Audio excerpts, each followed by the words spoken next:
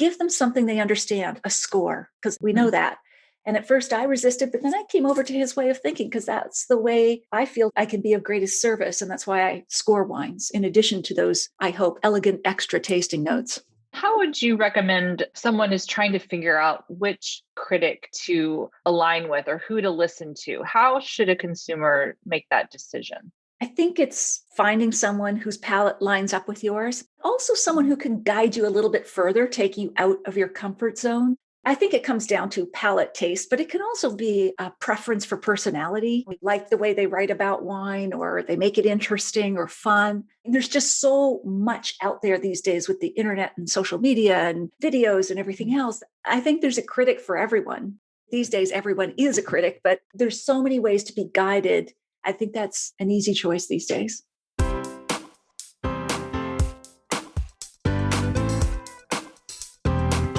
Do you have a thirst to learn about wine? Do you love stories about wonderfully obsessive people, hauntingly beautiful places, and amusingly awkward social situations? Well, that's the blend here on the Unreserved Wine Talk podcast. I'm your host, Natalie McLean, and each week I share with you unfiltered conversations with celebrities in the wine world, as well as confessions from my own tipsy journey as I write my third book on this subject. I'm so glad you're here. Now pass me that bottle, please, and let's get started. Welcome to episode 139. Why did I resist scoring wines the first 3 years I wrote about wine? How do you go from submitting an article to a local small newspaper to publishing your first book? And why aren't press trips to wine regions all they're cracked up to be? You'll get those answers and more wine tips in my chat with Master of Wine Vanessa Conlin. She's actually interviewing me for her podcast. And I spill lots of secrets and stories from my wine life. In the show notes, you'll find a full transcript of our conversation, links to both of my books, how you can join me in a free online wine and food pairing class, and where you can find me on Zoom, Instagram, Facebook, and YouTube live video every Wednesday at 7 p.m. That's all in the show notes at nataliemclean.com/139. Now, on a personal note, before we dive into the show, I'm writing the script today for my first guest appearance on CHCH's morning live show next week. We'll be chatting about great wines for weddings and anniversaries. I think wine is an ideal gift because one size fits all, doubles are okay, and it's easy to re-gift if you don't like it. I'd rather have 2 bottles of the same bubbly than 2 sets of identical tea towels, but that's just me.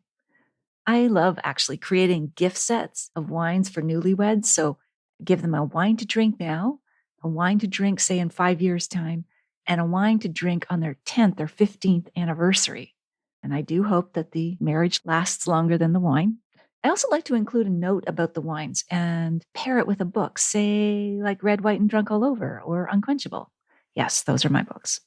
Even better, when I buy the wine from a winery or it's local, I like to get the winemaker to sign the bottles to the happy couple, just as I send book plates signed for those who purchase my books. I hope this gives you some gift ideas for the anniversaries, weddings, birthdays, and other special occasions in your life. Okay, on with the show.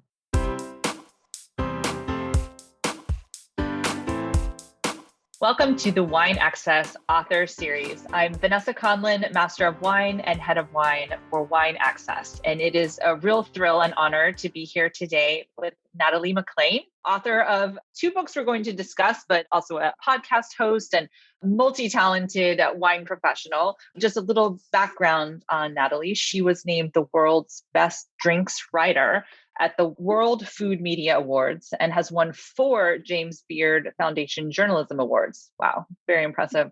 She is the only person to have won both the MFK Fisher Distinguished Writing Award from the James Beard Foundation and the MFK Fisher Award for Excellence in Culinary Writing from Les Dames d'Escoffier International. Natalie studied the Romantic poets at Oxford University with Jonathan Wordsworth. She graduated with honors from the Masters of Business Administration at the University of Western Ontario. Welcome, Natalie. Thank you so much for being Hey, here. Vanessa, it's great to be back with you. Thank Thank you. you. Well, let's start at the very beginning about getting into not just wine, but getting into writing about wine. What made you think I really need to write a book? What made me think? I think it was a sleep deprived state. I started writing when I went on maternity leave because, of course, we can't have any downtime for our brains. Vanessa, I know you know that as a study nerd yourself. Yes. But I thought, motherhood is pretty full time, but I just yearned to, as I say, keep my brain alive. And I had been working in high tech for a supercomputer company based in California. And so I'd started making all my visits up to Napa Valley and Sonoma on the weekends, developed a passion for wine, took a diploma program as a sommelier, didn't work though as one and didn't think of writing about it. But then I thought, okay, I'm home here. I can write about wine on the internet. So I pitched a local magazine about that topic. And they said, sure, you've been published before. And I'm thinking, yes, in my high school newspaper, don't ask me for samples. And they took that led to a full-time column.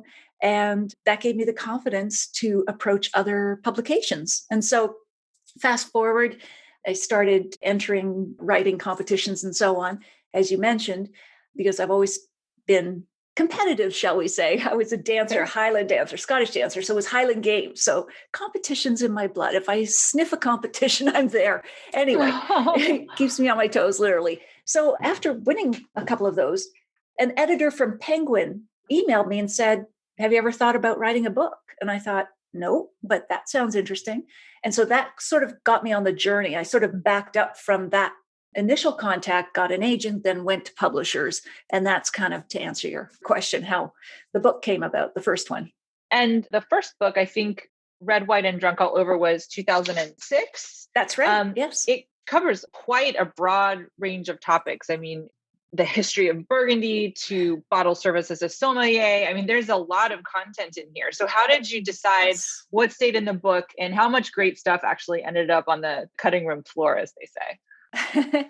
Well, I guess it was so wide ranging because I'll always think of myself, Vanessa, as an enthusiastic amateur. I'm always learning. And I always remember my initial anxiety about wine. I didn't come from a family who loved wine, East Coast, Nova Scotia, Scottish, beer, whiskey. So we thought wine was really just for fancy people. And that was not my history. So I always keep that in mind when I'm writing, but also when I'm learning. And that's lifelong, as you know yourself. Mm-hmm. So I cover this broad swath of topics because I'm really just searching for others who share my passion for wine. So for their stories. So that's why I didn't and will never write the complete history of Burgundy, because there's a place and a person to do that and for that. But for me, it's about who can I find that's really passionate about wine? Let's learn about their story. And through their story, let's learn about wine that way, sort of the other way around. My mother used to put the peas in the mashed potatoes because I love mashed potatoes. I did not like vegetables. So the stories are like the mashed potatoes, but I hope I've hidden in the mashed potatoes some wine education, whether it's learning about the kind of glassware you should use or food pairings and so on. So I have a question about, well, it's partly selfishly motivated because there's some pretty amazing experiences that you have in this book that I'd like to know how you were able to have some of these opportunities. Like, I believe you were hosted by Aubert de Villaine at Domaine Romani Conti, and this is writing your first book. So how did that happen? And how can I use that experience for myself? I'll put you in touch. No problem. Just kidding. I was once, Vanessa, at a book reading for Red, White, and Drunk All Over. And they said, well, how did you get in there? And I said, it actually wasn't me. It was you, in that my readers. And this is, again, sort of keeping perspective. It's never what am I doing? It's who do I represent? Who do I bring with me when I go to talk to Aubert de Villaine? And that's all the readers who can't get into his tasting room because he can't accommodate. I mean, it's, as you know, prestigious, one of the world's best Burgundies, and they don't even have an open tasting room. But he said, yes, come talk to me because of the wine lovers and readers I brought with me or I represented. So reaching out to him or via a long chain of people I can't even remember. And I was surprised he even said yes, but he did. He was so gracious. But I think, the yes was not yes to me, but yes to a lot of wine lovers who came with me. Well, and I think you had some other pretty incredible experiences, like interviewing Robert Parker and Jancis Robinson about Bordeaux, I believe, and Yes. their various takes. So tell me about those phone calls or those emails. How did that happen? Well, thank God they were phone calls. They couldn't see me just sweating and turning beet red as I do whenever I'm excited. So they were really interesting calls because, of course, famous American critic Robert Parker really popularized the 100-point score, as you know. Jancis Robinson is kind of the queen of wine writing, author of the Oxford Companion of Wine. They have such different sensibilities. And what I was writing about is they really clashed big time over this one Bordeaux wine. Robert Parker loved it. She hated it. Anyway, he said, she said. But really, the point of it was just this clash of cultures and taste in wine. And I was intrigued by that. I loved it. And as a Canadian, we're always apologizing and we're always trying to stay somewhere in the middle. So I consider myself a kind of mid transatlantic kind of girl for diplomatic reasons, but I do love sort of the refinement and I don't know, there's something about the British sensibility on the one hand, because I don't know who it was, but it's got to be a Brit who said, wine is one of the elegant extras of life. And they wouldn't rate it any more than they would rate their lovers. And then on the other side, you have Robert Parker, who is really a consumer advocate who says, hey, people don't want to spend more time choosing wine than they do, a lot of them, choosing toothpaste. So give them something they understand, a score, because we know that. And at first I resisted, but then I came over to his way of thinking, because that's the way I feel even today I can be of greatest service. And that's why I do score wines in addition to those, I hope, elegant extra tasting notes. And how would you recommend someone is trying to figure out which critic to align with or who to listen to? How should a consumer make that decision? I think it's finding someone whose palate lines up with yours. Also, someone who can guide you a little bit further, take you out of your comfort zone. So I think it comes down to palate taste, but it can also be a preference for personality. You like the way they write about wine, or they make it interesting or fun. I mean, there's just so much out there these days with the internet and social media and videos and everything else. I think there's a critic for everyone. I think these days everyone is a critic, but there's so many ways to be guided. I think that's an easy choice these days. So throughout both books, and I mentioned from 2006, Red, White, and Drunk All Over, and then I believe 2011, you followed with Unquenchable, but throughout both, you have a very sort of conversational, accessible tone of voice. Is that something that comes naturally, or is that something that you had to study? No, that's just the way I talk. I come from Nova Scotia, as I mentioned, small town where if you put on any airs, you were labeled uppity. So no one was getting fancy back there. I mean, I still believe, say it like it is, say what you feel, be open, be vulnerable, admit when you don't know things. And I think people relate to that much more than cold, hard perfection or the expert who is way up here. As I say, someone else said this, but I consider myself a guide on the side, not a sage on the stage. I want to be with someone like their best friend at the kitchen table, right? And talking over a glass of wine. And again, I go back to my own anxieties, which were many. They were locally grown and 100% sustainable over my lifetime. I'll always remember just being so uptight about wine and thinking, I can't do this. I mean, they're going to know I don't come from this world. And yet here I was, plunked down in the middle of it, or I put myself there, but then being fascinated by it and just letting myself go with that curiosity and that passion. Yeah. So you went undercover in both retail and as a sommelier in the book. So which was more difficult? I think they both tapped into different types of anxiety. This is going to be a therapy session. You didn't know it, but so I think that working in a wine store was a marathon and working as a sommelier was more of a sprint. And what I mean by that is that the long days that I spent in a couple of wine stores in New York and San Francisco really were a test of stamina and staying power and trying to answer questions and so on. But the sommelier really, for me, was moments of high peak performance when you were tableside trying to still answer questions, but pour wine and get it all together, especially if there was a group of people. And that appealed to me more, I think, because I was a Highland dancer, a Scottish dancer, and those sort of peak performances, and then you get to rest and like regroup is my kind of test or whatever.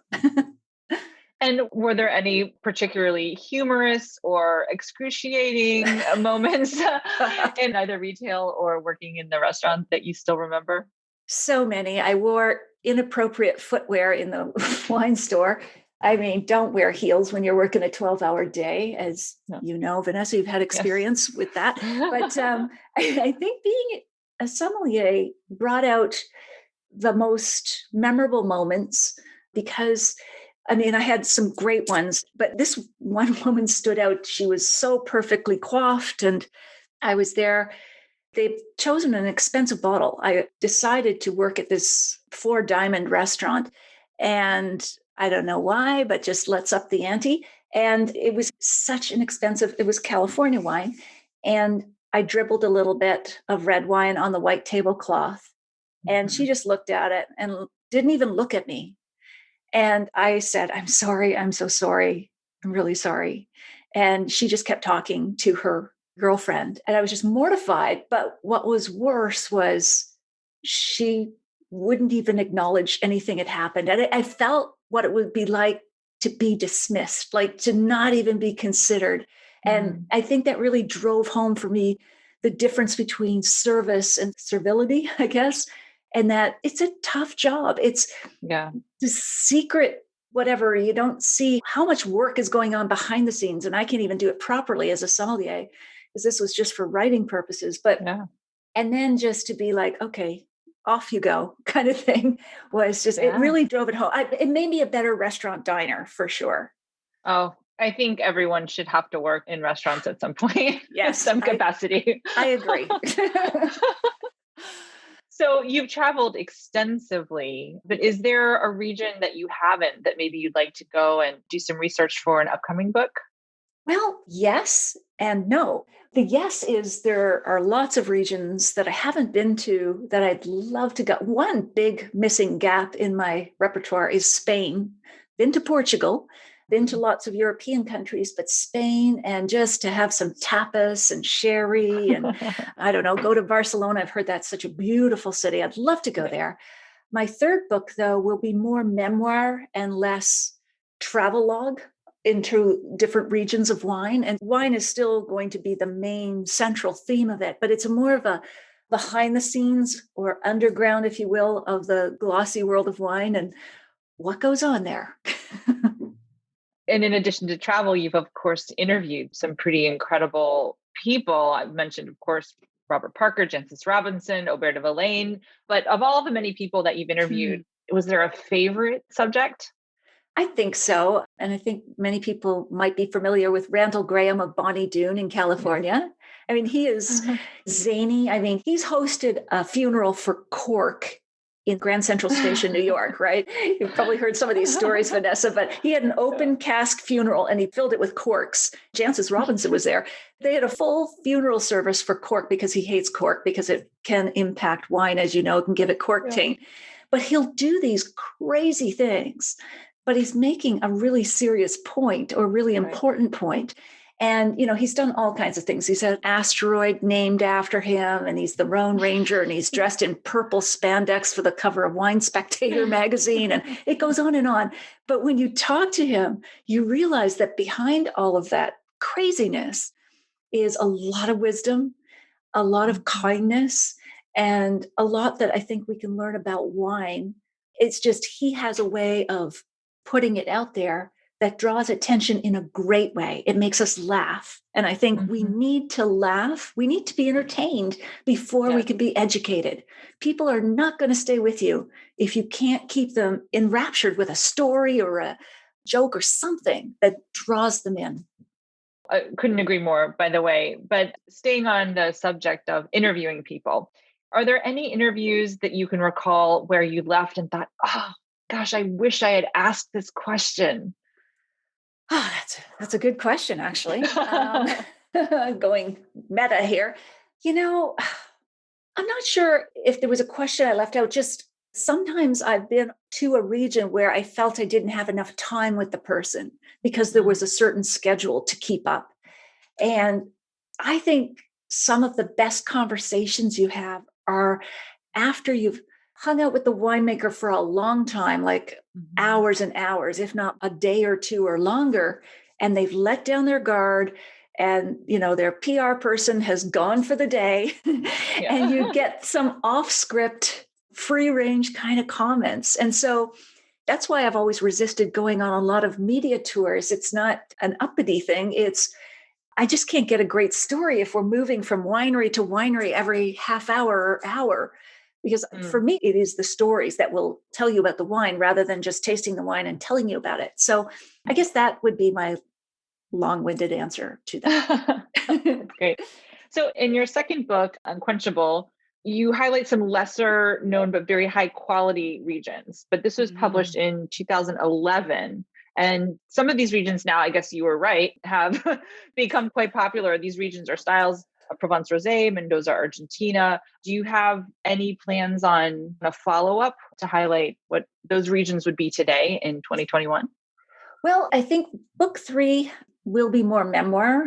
There'll be a lot of great bargain wines in there because, I am a wine cheapskate at heart. I always love finding the wines that taste twice as expensive as they cost. And my tip for that, by the way, is go south. So often you get premium, beautiful luxury wines, say in Napa or Sonoma, go south to Paso Robles. Same with Tuscany, Piedmont, go south to Sicily. Bordeaux, Burgundy, go south to, the south of France, Languedoc. Yeah. But the memoir itself, although it will have lots of inexpensive wines, will be more about life in the wine world, like behind the scenes. And as someone who is in the industry, as a woman who is a writer, that sort of thing, it's more that, well, not a tell-all, but a tell you something kind of thing, but with lots of wines. Got it. Well, I'll look forward to reading that. Thank you. Something that you write a lot about, also particularly in your second book, is food and wine pairing. So where did you learn this and what made you so passionate about writing about that?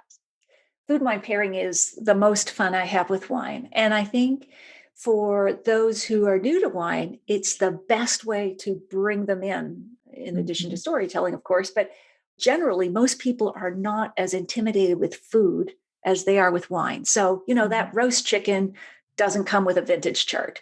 It's just not as complex. We don't get as uptight about food. Yes, I can pick my head of lettuce. I can pick my asparagus, but give me a wall of Bordeaux. It's like, oh no. So I think if we can bring more people into wine through food and food and wine pairing, that's a great thing. Plus, I think we can have so much more pleasure with wine when we pair it with food. I think there are some flavor combinations, some magic that happens in your mouth that just does not happen with wine alone. And the third reason is that we can satiate out of wine, just like anything else, if we just go to the wine, go to the wine, go to the wine. Like that's why that combination of like champagne and potato chips is so smart, right? You don't get tired of the chips. You don't get tired of the bubbly. You just keep going back and forth and you finish the bag, you finish the bottle with someone else, of course. So what do you think is the most difficult food to pair with wine? I think the problem children of the wine world, or the food world, I should say, are asparagus and artichoke. And, they have that natural compound called cynarin. I don't know if I'm pronouncing this cynarin, but it makes everything taste sweeter as a result. So if you have asparagus or artichoke, and then you go to a bone dry wine, it's going to taste sweeter. So that can really wreak havoc on a lot of wines, especially if that's not the style of wine that you want to drink, something that tastes much sweeter than it is. So for those foods, I usually recommend a nice crisp Sauvignon Blanc. It's not going to taste sweet, but it's not going to taste as austere as it might on its own. Again, the two are interplaying and making each other better. like any good relationship. Like any good relationship. And do you have a recommendation, a wine that you think is sort of very universally easy to pair with many different types of food, where it's sort of a don't worry about it wine for pairing? Yes. Rosé, dry rosé, just goes with everything. To me, it's a hedonist dream because good dry rosé has all of the flavor and interest of a great red wine, but none of the heavy alcohol or tannin or oak. Like I love dry rosé from Provence or even the Rhone Valley, Tavel.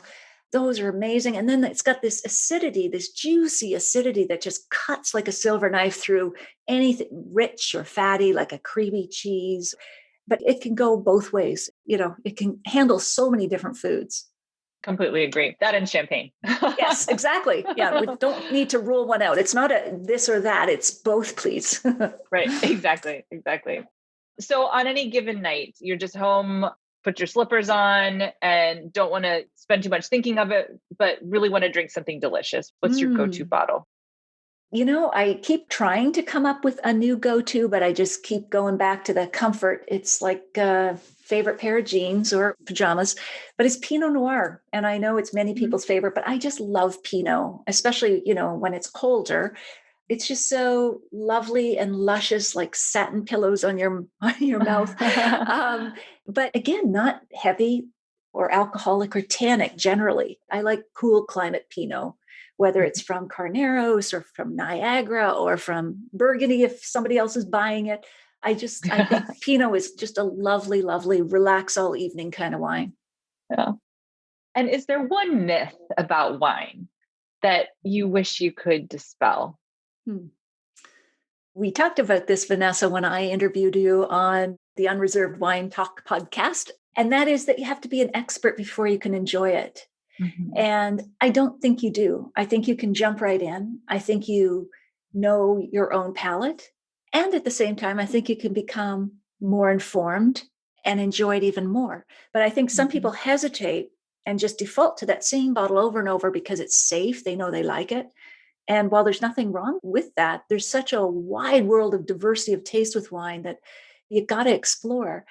I also compare it to dance because I trained as a Highland dancer. Yes. So anyone can go and watch the Highland Games or a ballet and say, oh, look at the dancers. Aren't they nice? Like, oh, look, they've got nice pointy toes. But as someone who trained in Highland dancing, when they're dancing over the swords, I have a muscular response and I'm holding my breath, so they don't kick the swords. So I think that range is there for everyone. Right. Sure, just go and enjoy a glass of wine and leave it at that. That's fine if that's what you want. But you can also take it up a level if you want to dig in even deeper. Well, thank you so much, Natalie. This has been such a pleasure. The time has flown by, but I'd love for you to let everyone know where they might find you, whether that's to purchase one of your fascinating books or to follow you on social media or to listen to the podcast. How can we do that? Thank you, Vanessa. This has been terrific. I've so enjoyed our time chatting. So they can find me on the Unreserved Wine Talk podcast, wherever they listen to podcasts. NatalieMacLean.com, my website, is where you'll find just about everything, including a link to the podcast. I teach online wine and food pairing courses. That's mainly what I do these days while trying to finish that third book. Wonderful. Well, thank you again so much for joining us, Natalie. Thanks for everyone watching at home, the Wine Access Author Series, and we hope to see you back here soon. So with that, cheers. Thank you so much, Vanessa. This has been terrific.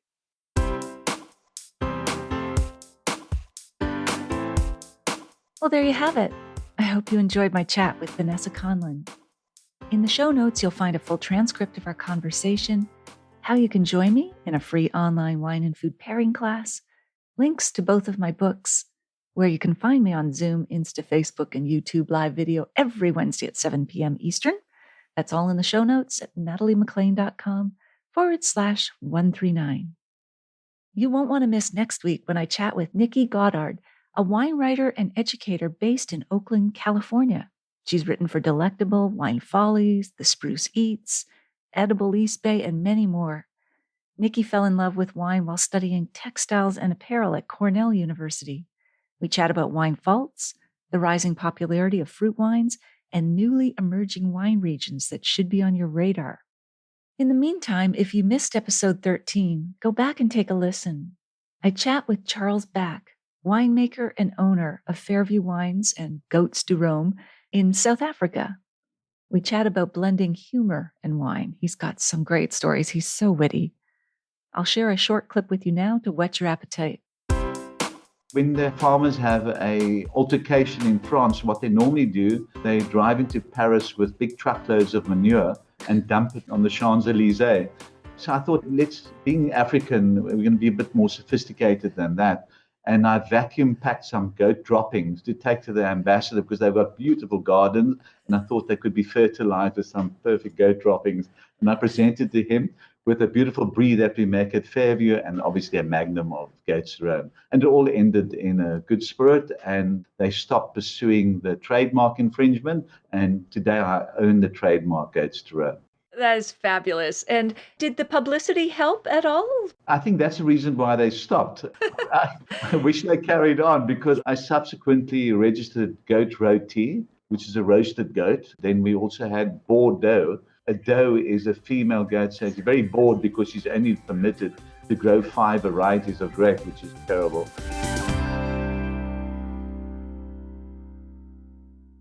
If you liked this episode, please tell one friend about it this week, especially someone you know who'd be interested in the tips that I shared. Thank you for taking the time to join me here. I hope something great is in your glass this week. Perhaps something that reminds you of a great story.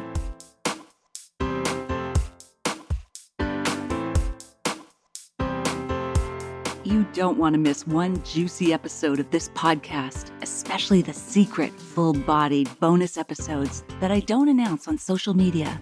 So subscribe for free now at nataliemclean.com/subscribe.